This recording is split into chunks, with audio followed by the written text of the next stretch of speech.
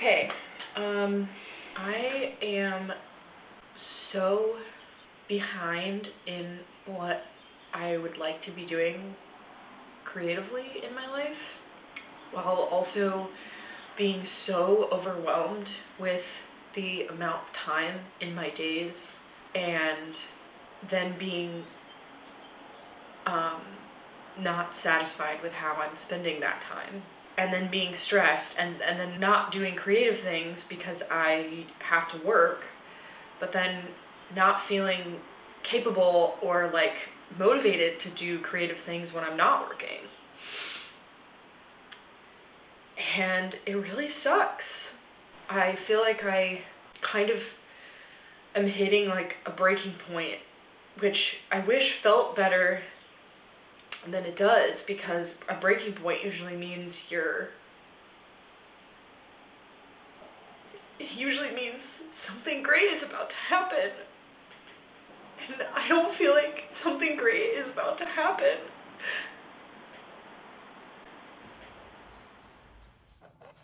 That was me from last summer. I felt trapped and I didn't feel like I had any time for myself to create. What I realized though is that I was actually just afraid. I was afraid to be honest. I was afraid of making bad art, of failing by making YouTube videos no one would want to watch, afraid of putting myself and my inner artist out there for the world to see. What if they don't like me? I look at myself then and I have so much compassion. It's an image of someone who feels suffocated by their addiction to doing things and being productive and being seen as good and polished. I've been so unfulfilled by my art, and I have to figure out why. I think back to years ago when I was first getting into my digital art. I was creating these deeply meaningful digital art pieces. They were so interwoven into my inner world of me as an artist. And I was kind of getting to know myself for the first time in a lot of ways, creating these collages in Photoshop. I've always been collecting artifacts from my life that I've incorporated into my art. And it's like my whole world. It's this thing that is something that no one can take away from me, my relationship to my art and my creativity. But it's also one of the toughest relationships that I have in my life, at least right now. I don't feel connected to myself. I don't feel like I'm putting honest work out there. I'm either A, not putting anything out, or B, I'm doing things that are more surface level connections to my art. I've said this before. I love watercolor painting. The work that I'm doing for other people is going to be watercolor. I love doing that stuff. At least at this point in my life, I'm working towards having that be income generator. I want that to be a way for me to make money because I like it. It's really fun, but it doesn't drain me creatively. For some reason, if the painting these watercolor projects is all I'm doing, I'm not fulfilled because it's not my soul art. I know what makes me feel creatively fulfilled. It's these digital pieces that I made when I was in my early 20s. It's the canvas paintings. It's this painting right here above me. It's the one on the wall over there and up there. Those are the things that scratch that itch and make me feel alive. So does talking about my creative process online. This also makes me feel alive, and connecting with people who are experiencing the same thing I'm experiencing. Also artists or creative people or just people who can relate to what I'm talking about. I'm recognizing and taking note of the fact that if I'm not feeding myself, if I'm not fulfilling myself in the ways that light me up and light my creativity on fire, I will feel empty and unfulfilled and just like the shell of a person. And in a lot of ways, I've felt like that for a while. It sucks. For shadow artists, life may be a disconnected experience filled with a sense of missed purpose and unfulfilled promise. They want to write, they want to paint, they want to act, make music, dance, but they are afraid to take themselves seriously. In order to move from the realm of shadows into the light of creativity, shadow artists must learn to take themselves seriously. I could care less if people like my art, like this art. That was my first mixed media painting that I made. I call it my rage painting. I haven't really talked about it because I think I haven't talked about it because it's really important to me. I don't want to sideline myself and minimize myself in the parts of me as an artist that are the most important to me. But this painting up here is one of my favorite things I've ever created. And I don't talk about it because I don't actually care if people like it. It's something I made for me, and I don't care if people like it or not. I don't understand why I don't talk about it more. And I think realizing this maybe even just right now, I don't talk about it because it's so important to me and because it's that like soul art. Processing out loud here. I don't think that if you have something that you would categorize as what I'm thinking of as soul art in my life, I don't think we all have to share about it. Definitely not. I might change my mind on this, but I feel like why the art I put out in public has lacked so much soul is because I'm not putting my art out there. I'm putting this like surface level art that I've been creating that I'm trying to make money with and that I like. Don't get me wrong. I love making all these house paintings. They're fun and I'm so proud of them. But they're not my soul art. They're not my heart on canvas. And that's my heart on canvas. I would rather be creating and sharing, like posting about the work that is actually fulfilling to my inner artist and to my soul, because I actually don't care if people like it or not. Like that's not me being like, oh, I don't care if people like it, but I really care. I genuinely don't care if people like it. To an extent, of course I want to be a successful artist. I want to gain notoriety. I want people to be inspired by me. I want people to see my artwork. But I hope you can hear me in this because it feels a little counterintuitive to say out loud. Because it's so me and it's so like my heart on canvas, it does feel vulnerable to share these pieces of art.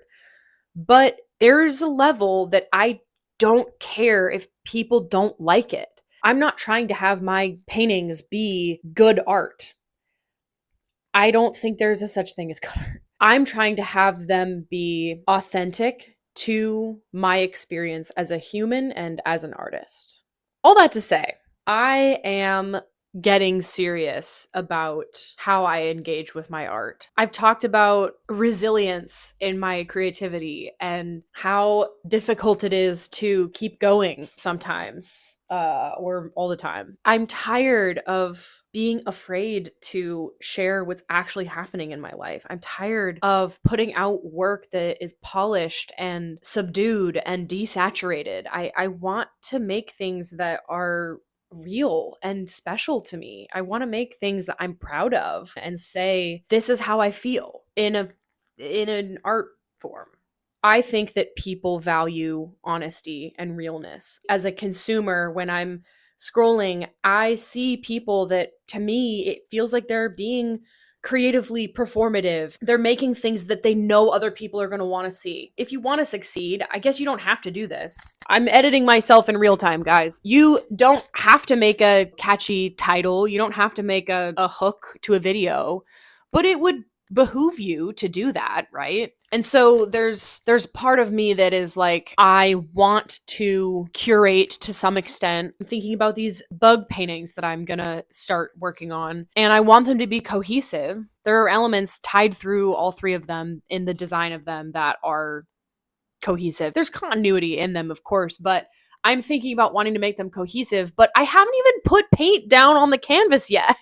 I haven't done them yet. Why am I thinking about how I'm going to make them cohesive? That just feels really silly. Maybe it's not. I'm not sure, but I think as a consumer, I love when people are real, when people show the messiness and when people show you that they're imperfect. So important to show our processes as artists, to show the ups and downs and the internal and mental struggle that we went through in order to get to this finished piece that looks cool. The people that I want to attract to see my artwork are people that value honesty and realness and authenticity. I think my ethos has either not existed yet or it's been greatly flawed because so much of the work I'm putting out there doesn't feel in line with that. And I want to change that. I want to make art that is pretty to look at and art that is inspiring and art that inspires you. But I also want to make something that I'm proud of and that inspires me and that feels like my heart on canvas. I've always felt the urge to control those around me. I've realized that a lot of my relationships have looked like this. I kept them close, under my thumb, alive but not free. They had more power over me than I realized. I'm haunted by the fly I tried to keep as a pet, that I killed by trying to hold captive. It's not finished yet, but I'm going to leave it here for a little bit and move on to the next bug painting. There's a lot of meaning in this piece and the other two that I have planned for this series. There's a lot of elements that kind of bridge the gap between each of them. This is the last one in the series. And I decided to do this one first because I was really scared. I haven't worked with acrylics, and it's a bit of a mixed bag over here. My palette and my acrylics are old and really cheap, and perhaps I will upgrade for the next two pieces in this series, but I decided to just start. I didn't want to put it off anymore. It's really important to me, and I'm excited to see kind of how the idea for these evolve and how I make the other ones and what they're going to look like. And yeah, there's a lot here. But I really appreciate you following along and yeah, just hanging out with me for the process of these paintings. I think it's going to be really cool.